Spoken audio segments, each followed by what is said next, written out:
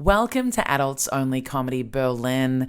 Today it's just me, and I'm back from the Edinburgh Fringe. Holy fuck.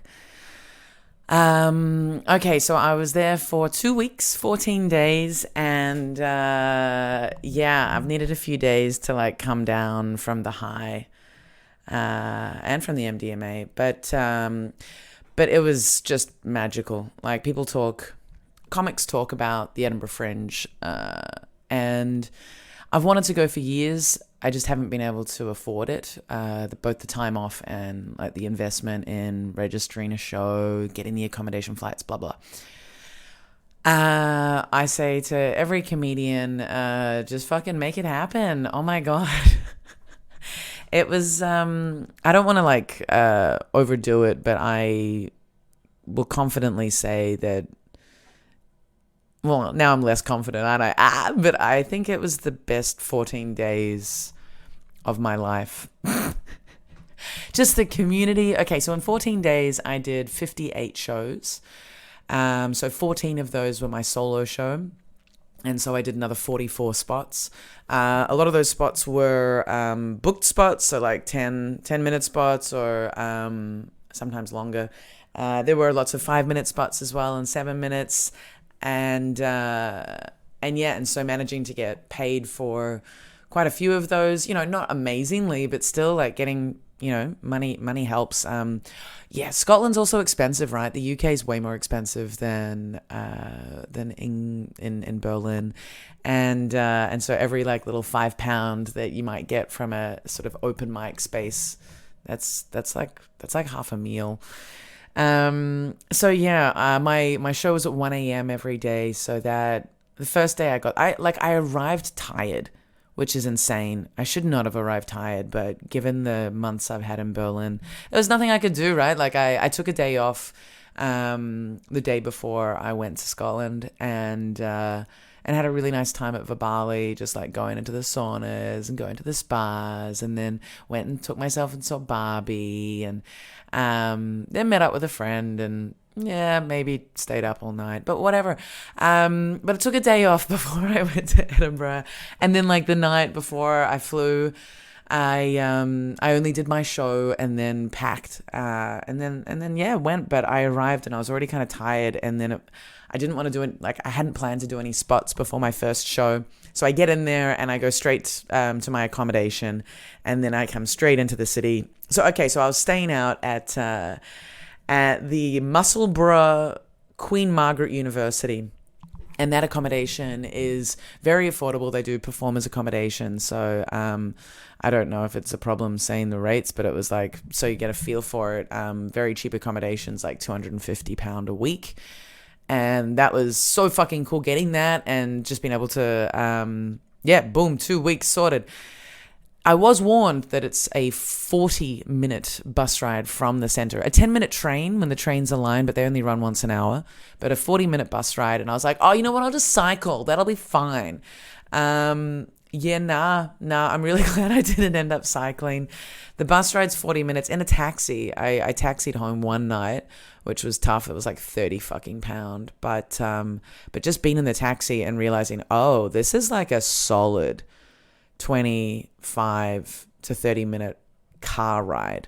So on a bike and really isolated areas. So I don't know if I mentioned, but about a month ago in Berlin, I had my first ever bad experience riding home in Berlin. Yeah. And a guy followed me ostensibly. I don't know, but I felt very unsafe. And because of that experience, I'm kind of glad I had that experience, because it gave me the confidence to choose to not ride home in Edinburgh, that 40-minute path, because a lot of that path is very, from the main city to Musselburgh is really isolated. And yes, it's on main roads, but we're talking really isolated. If something happened, it would be a long time before another car passed, if something went down in the wee hours. So anyway, first day I arrived, I went out to my accommodation, which was a good, 40-minute. Well, no, I caught the train, 10 minutes. dumped my stuff and then came into town and found my venue, found my posters, and just started putting my posters up around the city. So kind of like what I'd do next time is definitely arrive a few days before I start my run. So I only did a half run this year. I will definitely be doing a full run next year.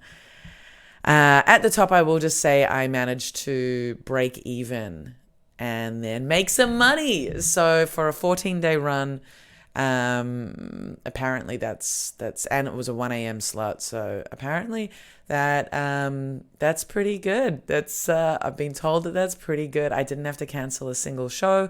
I always had at least, I think the lowest I ever had was 5 guests, plus a friendly comedian joining. And then I had multiple nights that I had like over 25 people. One night that was sold out where I had like 37 people crammed into my room.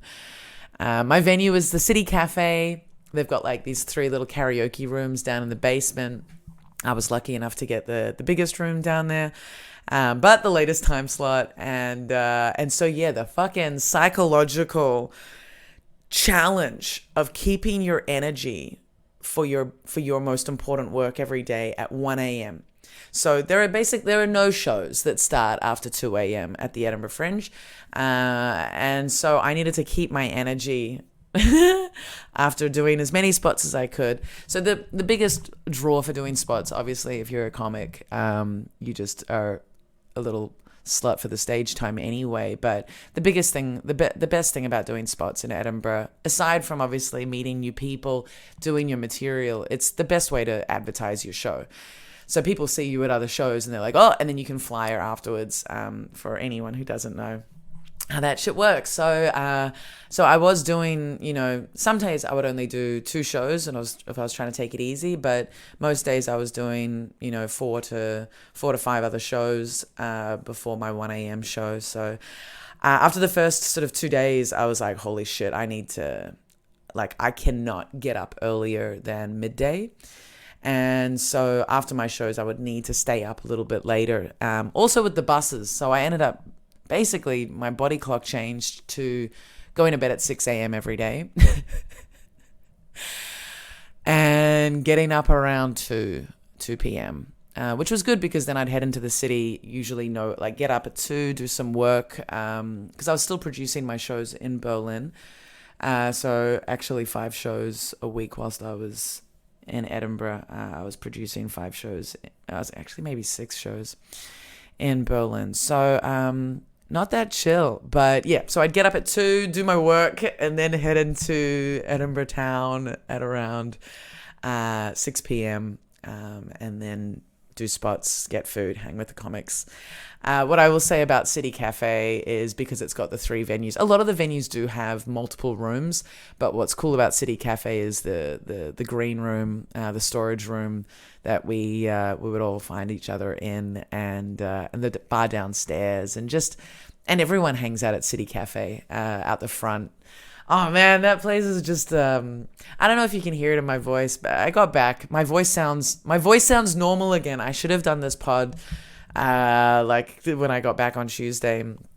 Today's Friday, so I got back 4 days ago. My voice is already better, but also within 2 days of being in Edinburgh, my voice was hoarse.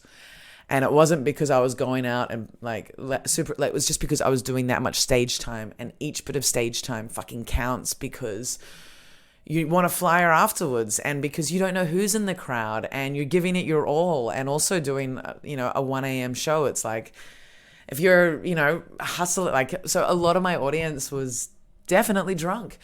In my first 2 shows, so my very first show was on the Monday. I had a dude I had 2 old guys. God knows how they were still up on a Monday, but they were one guy just kept kind of nodding off.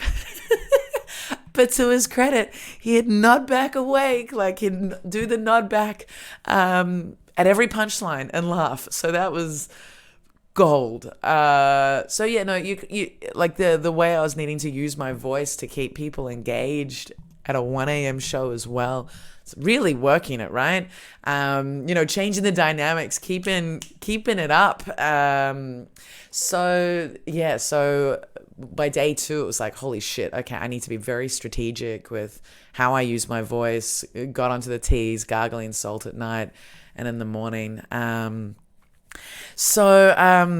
Yeah, what else? The audiences in Edinburgh, I think, so there were a lot of the Berlin crew that came over to Edinburgh, which was wonderful because we really represented.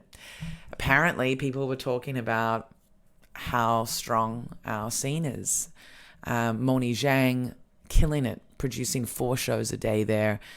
Also, Ori Halevi and former Berlin comic, now Lisbon comic, Francesco Kirchhoff. They were also running 2 or 3 shows a day. I think it was maybe 3. And then there's also Mihai Tatara running several shows. And then we had lots of people coming over for spots from Berlin. So a lot of the talk that we had amongst ourselves, being based in Berlin and then comparing our Berlin experiences to this. For some of the Berlin comics, it was their first time performing to native English speakers and also to a festival audience. Now, most of the audiences comprised of majority UK, so English, Irish, Scottish, and then American, like New Yorkers. There were so many New Yorkers over. Australians as well. And then you'd get the occasional, like non-English speaking European. Occasional. But everyone at like native speaking English audiences and people who were there for the Fringe. Oh my God, they were up for it. It was so like the joy and surprise in the Berlin comedians' faces being like, oh my God, they get comedy. My jokes work here. Was just, really fucking cool. And then the community, right? Meeting all of these comedians. I already knew a lot of people from the Australian scene, from the London scene as well, and then the Euro scene.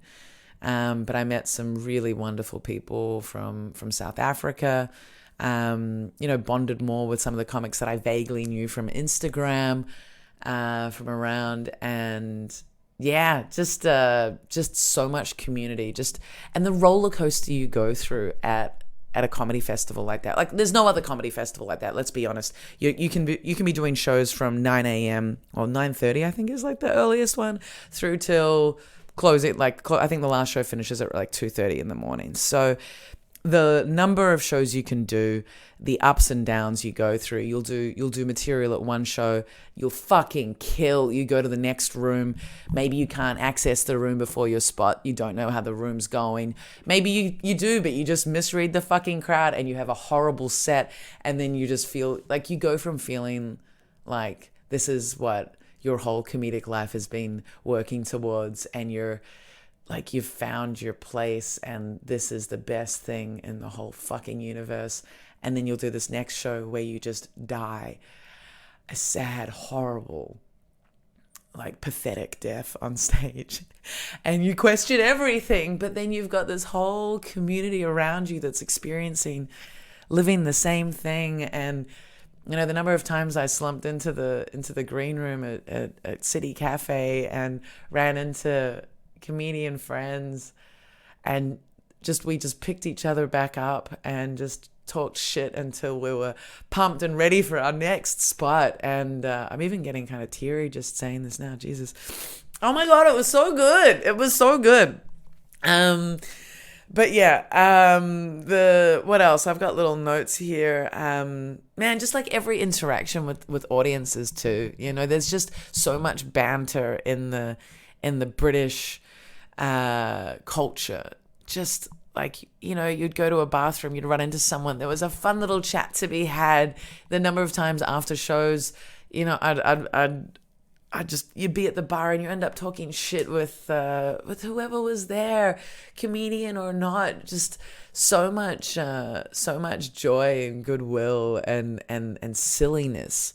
There were some great moments, coming out of a toilet cubicle and finding a woman just singing like singing at the top of her lungs to Nickelback, This Is How You Remind Me playing from her phone, and like me like washing my hands next to her, and I'm like, what's going on? She's like, I don't know, but isn't this brilliant? And then she's dancing to herself in the mirror, and she's like, come on, do it with me.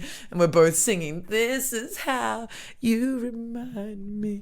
Oh man, so much fun. The nightlife in Edinburgh sadly closes at like 3 a.m. So most nights I would get out of my show, and with the comedian that I was we basically had a similar run time at City Cafe. Would then go out and meet up with other comics, and sometimes have audience members with us.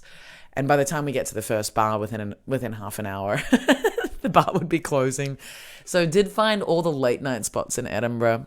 Shout out to Sneaky Pete's if you ever are in Edinburgh and you want a bit of a Berlin vibe. Sneaky Pete's is the place. Really good DJs, brutal techno, but like with groove, with interest. I had some really fun nights there. Three Sisters, holy shit, Three Sisters is such an epic venue. Like it's not epic like a Berlin venue, but epic like a fucking Scottish venue. They've got this huge like attic main room that's like it's a big dance floor, and then downstairs they've got these other they've got another huge room, the live room, which I don't know what shows performed there, but magnificent space. That I think they do karaoke there. Then just this monster internal bar in the front area. They have another 2 rooms. And then they've got this huge courtyard at the front. Downstairs, and as much as they would be just playing these, top 40s bangers every night with the smell of vomit wafting through the courtyard, they really knew how to throw a party. That top room with a DJ, I was in there once till I think it was like 5:30 in the morning. Good fucking times, but in terms of a comedy venue, quite stressful as a comedian when you're trying to get through to the rooms at like 11 or midnight on a Friday, Saturday, and the place is just throbbing with drunk locals and tourists, and I guess comedians as well, but the toilets being rammed, and just people everywhere, and very, very intense smells. And your shoes are just constantly sticky, and you're pushing through people to get to your show that you're, hopefully coming to the right room at the right time. So yeah, amazing venues. I'm just trying to think. Some really good food in Edinburgh too. Shout out to maki and ramen. Best ramen I think I've ever had, which is crazy because it was in Scotland. City Cafe for the best breakfast. I think they also do a vegan one. I didn't try it, but I had haggis for the first time. Also had black pudding. Fuck, that shit's tasty. What else did I? Casserole Wang. Best hot pot experience, hands down. And the milkman for coffee and desserts. Best desserts. I would say in the town that I saw. Just really nice home baked. Like tart, like cakes, like there's really sort of good, dense, homemade Italian style cakes, and then, really intense, like British style slices and cookies. And can you tell I haven't eaten breakfast? Okay. All right. What else? On the drug front, Coke is everywhere in Edinburgh. I didn't have it once. I didn't have Coke. I did have Coke once, but it was just because it was the end of my little stash and the little thing that I had, and reminded myself again, I don't like performing on Coke, and it does no one any favors. I don't know. Maybe some people can do it. I can't understand how people can perform on Coke. It disconnects me from myself and the audience, and the most important part of comedy is feeling connected to yourself and by extension to the audience. So Coke bad. Ketamine, wonderful. Couldn't find any. In the first 2 days, one of the comedians was tipped ketamine by an audience, and this comedian reached out to me and said, "Hey, babe, I've got some keta if you need it." And I was like, "Nah, I'm good. I got stuff." And then a week later, I was like, hey, babe, you still got that? And she's like, no, of course I gave it away already. And then for that week, I'd been hitting up the local drug dealers that hang around the venues, not a single person, and hitting up like the scene's drug dealer. No one could find ketamine, which was fine because on I think my third last show, I had these amazing performers come through, high as fuck. Oh my God, that was so high. That's the other thing. In Edinburgh, there is so much cocaine, like to the point where one night we were walking through the town and actually saw a group of dudes carrying a phone just with lines racked up, and they were passing it between them as they were walking along Cowgate, doing lines off the phone, walking to the next place. Legends. Also amazing that it wasn't that windy, and talk about the balls and stupidity to just be doing it that fucking openly. But there really were, like, I didn't see a single police member except when like they were dragging people out of the clubs. The police were not there to fuck with our Fringe. That is for sure. I really felt like the police were just there to deal with the chaos when it got out of hand. But yeah, so cocaine in Edinburgh and MDMA. Oh my God, the number of people we encountered, like at bars, and like old dudes too, man, geezers at the bar pinging. Once had this conversation at the Three Sisters bar. We go there to order a drink, and this guy, just this old guy, definitely in his 60s, just starts talking to us. Very hard to understand, very Scottish. And my friend, very patient, like really tries to understand him. And this old Scotsman is just going, let me buy you a drink. Let me buy you a drink. You're a beautiful man. You're a beautiful man. Now my friend is from Africa, and this guy proceeds to buy us drinks, and then turns to my friend and says, "Yes, you know what you look like. You know what you look like." I don't know what this accent is, by the way. He tells my friend he looks like Leonardo DiCaprio. And this guy's just, and then he's like, no, you remind me of like Matt Damon, like Ben Affleck's brother. I'm like, Casey Affleck. I'm like, yeah, this man is listing attractive-ish white man after white man to describe my black African friend. His pupils were so big. And then just like passing by, there's another club called Hive that I didn't go to. Apparently that's like the filthiest of the filthy clubs in Edinburgh. But passing through there and just seeing like these old dudes, just gnawing the shit out of their their mouths and just pupils, and just so fucking high. So anyway, third last night of my shows, or of the Fringe actually, there's these performers that are sitting out the front of City Cafe, so high, just like hugging every second person they encounter, and talking their ears off and chewing their mouths off. And I flyer them. I'm like, hey guys, you want to come into my show? You seem like you're having a great time. You want to amp that up a little? And they're like, well, we are very high on these excellent pure MDMA pills we've just been given. Can we come in even if we're this high? I'm like, look, yeah, if you can keep your shit together, and if you don't mind me telling you to shut the fuck up sometimes if you do get out of hand. They're like, yeah, no, it's cool.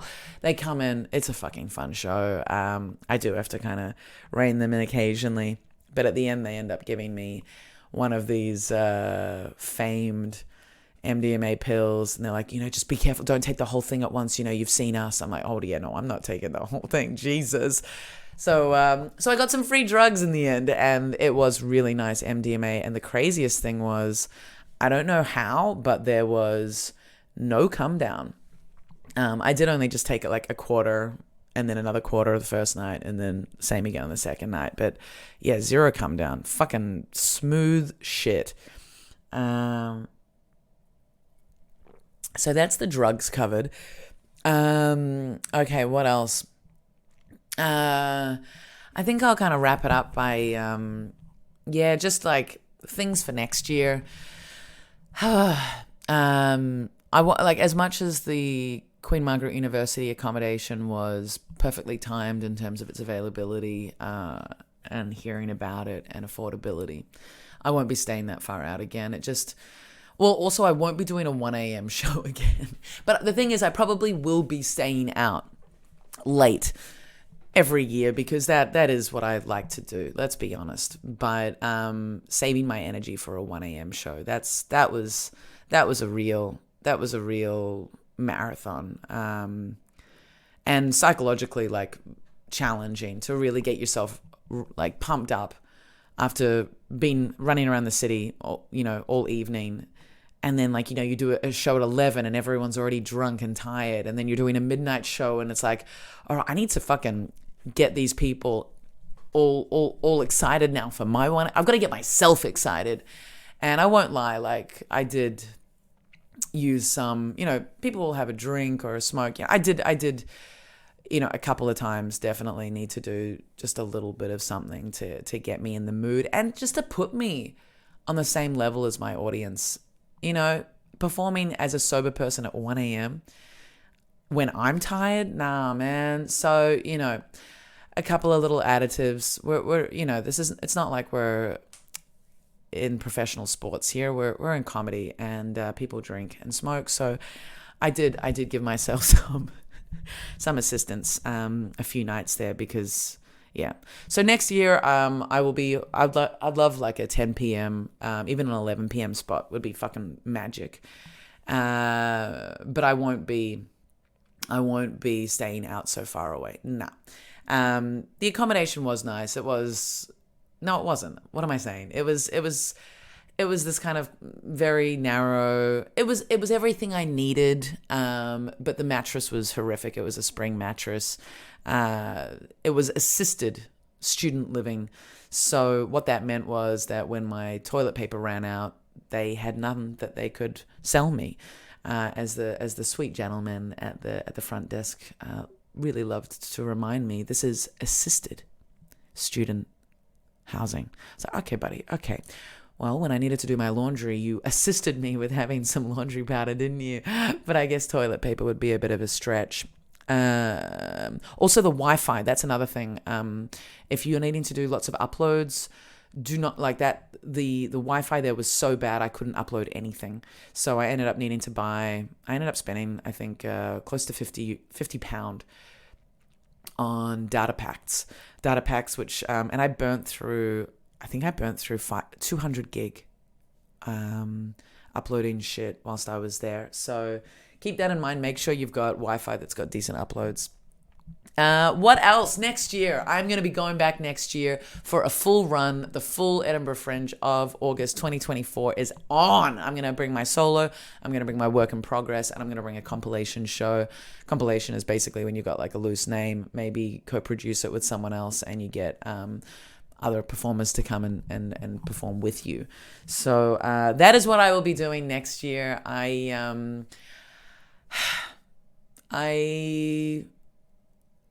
I'm happy to be back in Berlin, but it hasn't been hard because I've still just been living off the afterglow of Edinburgh. But it was such a good time that it has, it's one of those trips where I've come back to Berlin and I'm like, I love Berlin, and I love living here, but I do love living here. I love living here. I love living? Why do I love living here? Why? So I've been questioning the Berlin thing again now. The logic is always, I've got my apartment here. Rent is affordable in Berlin, no matter what fucking newcomers say. Rent is so affordable in Berlin. Cost of living is so good. Proximity to other countries and ability to tour. This is why I'm here. So as much as I'm like, oh my God, performing to native English speakers is the shit, I do think that there's huge merit in cutting your teeth and having a Berlin audience as your foundation. It makes you write smarter. It makes you not, rely on the crutches of local references because your audience is always a mixed bag. Seldom can you lean heavy on the Berlin references, or even, you just gotta have more universal points of reference. And And you got to slow it down, and you got to be able to be that agile. However, you see the tightness. I got way tighter being in Edinburgh. And the speed, like that is one of the things. If you're able to be quick, you're just like, and so yes, it's good being able to be considerate of audiences who are not native English speakers here, but the problem is just that you can end up slowing down so much that there's a tightness that's lost. So I think what I want to keep in mind moving forward is is staying tight, keeping your shit tight, and at the same time being able to be aware of your audiences and being able to sort of slow it down a little bit, but still being able to keep the comedy rapid fire, and just being able to when you've got a set where it's just like you've got that rolling laughter because it's punch after punch after punch in quick succession. So I'm going to be working on maintaining that balance. Also, there was the very last night in Edinburgh, most people left on the Monday. I was there for the Monday night because just happened all my Jewish friends and I booked the same very cheap return flight on the Tuesday morning. So I had the Monday night there, and very beautifully, so Edinburgh, spontaneously had a final dinner with Francesco Kirchhoff, and we had some good, and Quentin, who's a Brussels-based comedian.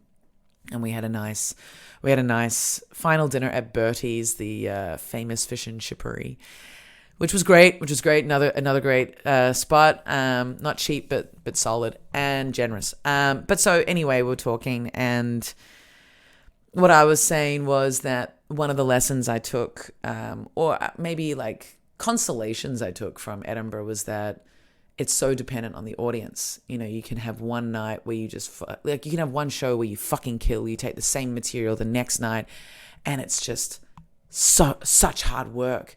And you think that you're bringing in the same energy and everything. Now, I do believe this. But Francesco had a very interesting approach, which I'm integrating. And at first it frustrated me and aggravated me, this conversation. But it stuck with me, and the idea is that like a good audience is always the same thing, but a bad audience is not. And an audience is always one unit. All right, it's not individuals. An audience operates as a unit, as a whole, as one body. So the idea is that the audience is a construct, and you create it, and you have the power to form it. And you're forming it the moment you walk in there, the moment you step in there. Your stage presence and the way you manage the room is what constructs the audience. And it's so true. Every time I've had a bad audience, it's not saying that the people are bad. It's when it's been a tough interaction. It has often been that it's always been that I am feeling off, and I am not feeling connected with myself, or I am not feeling connected with the audience because I'm not feeling connected with myself, and I'm going through self-doubts, or I'm just fucking tired, or so, and the idea is that the better you get as a comedian, the smaller percentage the audience can take control. The smaller percentage of control the audience has in forming their unit. So taking that and it's empower as frustrating as it is, because it absolutely, in this concept, it absolutely means that it's your ability that dictates how the show goes. So yeah, it can be, some audiences you just can't crack them. Yes, but that's because it is on you. So as much as it would be nice to negate responsibility, I think it's both empowering and humbling to go, it is based on my abilities. So I've been sitting with that, and it's, I like it. I like it, and I think it's very cool. But it's also very important, and that's the other thing that Edinburgh taught me, to be okay and to not beat yourself up. and of course, already doing this, like doing comedy for 5.5 years and performing every night. Like, of course, it's the whole Sarah Millican thing of like the 11 a.m. rule. All right. So if you fucking crush it or if you fucking bomb, you only allow yourself to sit with that shit until 11 a.m. the next day. If you're someone who's performing super late, okay, make it, 5 p.m. or whatever. But yeah, so just not beating yourself up for it and always just taking it as a lesson and whatever. But yeah, guys, that's the Fringe. That's the Fringe wrap. I feel like I could definitely keep talking about it, but those are the main points. Next year I'll also probably pay flyers, but I really did enjoy flyering myself. I think that's a really important part of the like. I had nights where the entire audience were people that I had spoken to on the streets, and had great interactions with them. So, that person to person, like first person marketing shit is good, but yeah, can also level up and pay some people. But word on the street is only organize your flyers once you arrive in the city, so you get to know them. And I did smoke weed for the first time also. I did that vape once about a year ago. That really fucked me. A year ago, maybe 6 months ago. But yeah, I smoked pure weed. Obviously, no tobacco. Just had one hit, and yeah. Interesting. I forgot how much I love being stoned, but that won't be much of a habit, and it's not like I'll be buying it, but it's nice to reconnect with something and be like, okay, I can trust myself with that, and aware of just how much it stays in my system too, but that I do like it. Anyway, I think that's it, guys. I'm happy to be back. I will be touring more. I'm going to be heading to Brussels the end of September. I'll be in Luxembourg and Switzerland in November, and setting some shit up, I think, in October. Maybe getting Eastern Europe away, or maybe even fucking like Lisbon. Let's see how flights are. Love you guys. Setting up my website, moving off Facebook completely. It blocked me again whilst I was in Edinburgh, so I still don't have access to any of my pages or my account or my messenger. So yeah, that's also fun. All right, guys. I'll be looking forward to bringing you some chats with a comedian next week. I'm Anna Beros. You've been lovely. That's been Adults Only Comedy Berlin. Thanks so much and goodbye.